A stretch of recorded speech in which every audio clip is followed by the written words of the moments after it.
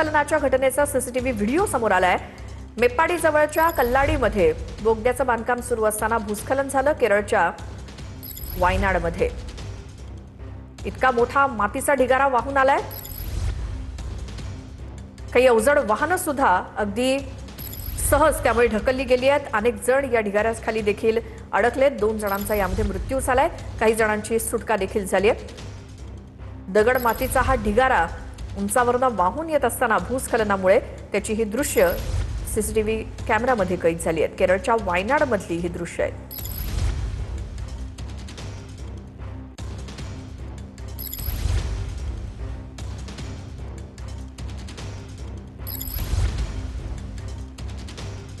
काँग्रेसच्या नेत्या प्रियांका गांधी यांनी यावरती ट्विट केलंय।